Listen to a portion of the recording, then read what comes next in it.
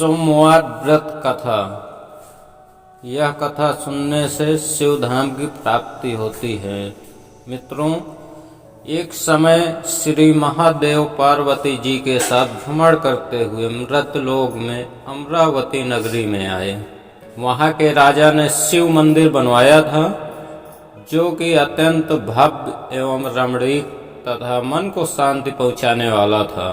भ्रमण करते समय शिव पार्वती भी वहां ठहर गए।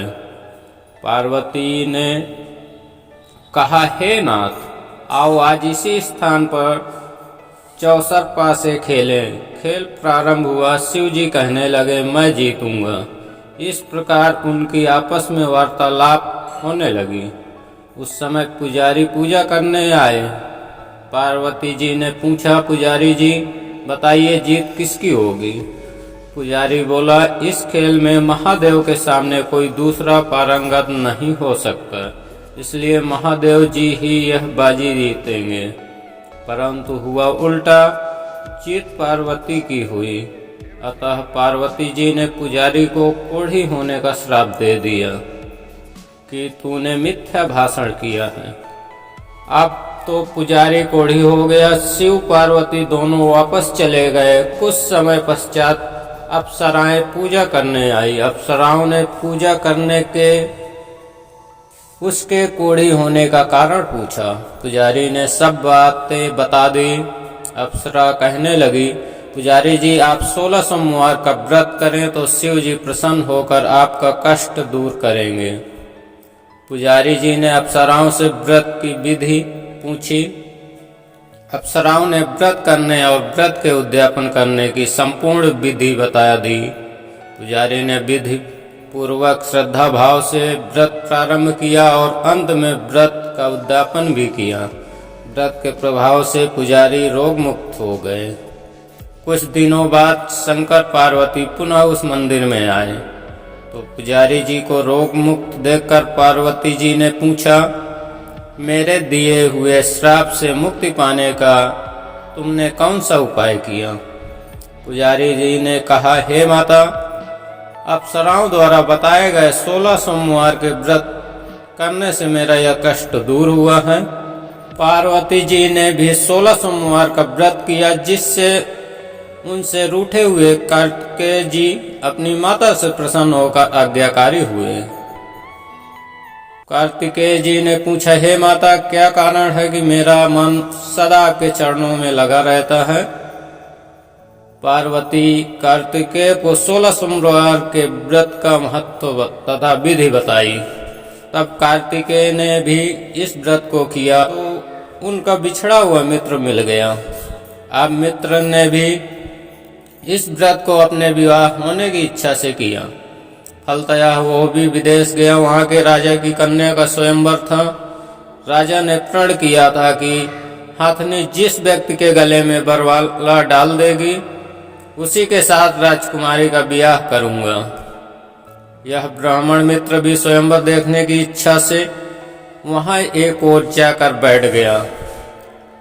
हाथनी ने इसी ब्राह्मण मित्र को माला पहनाई तो राजा ने बड़ी धूमधाम से अपनी राजकुमारी का विवाह उसके साथ कर दिया। तत्पश्चात दोनों सुखपूर्वक रहने लगे। एक दिन राजकन्या ने पूछा, हे नाथ, आपने कौन सा पुण्य किया जिससे हाथनी ने आपके गले में वरमाला पहनाई? ब्राह्मणपति कहा, मैंने कार्तिकेय जी द्वारा बताए गए 16 सोमवार का व्रत पूर्ण विधि विधान सहित श्रद्धा भक्ति से किया, जिसके फल के कारण मुझे तुम्हारे जैसे सौभाग्यशाली पत्नी मिली। अब तो राजकन्या ने भी सत्य पुत्र प्राप्ति के लिए व्रत किया और सर्वगुण संपन्न पुत्र प्राप्त किया। बड़े होकर पुत्र ने भी राज प्राप्ति की कामना से 16 सोमवार का व्रत किया। राजा के देवलोक होने पर इसी ब्राह्मण कुमार को गद्दी मिल गई। फिर भी वह इस व्रत को करता रहा। एक दिन उसने अपनी पत्नी से पूजा सामग्री शिवालय में चलने को कहा, परंतु उसने पूजा सामग्री अपनी दासियों द्वारा भिजवा दी। जब राजा ने पूजा समाप्त किया तो आकाशवाणी हुई, हे राजा, तुम इस पत्नी का त्याग दो, नहीं तो राजपाट से हाथ धोना पड़ेगा।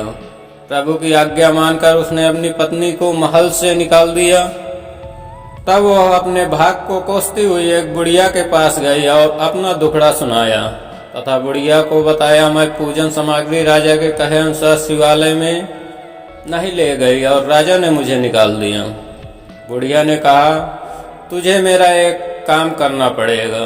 उसने स्वीकार कर लिया।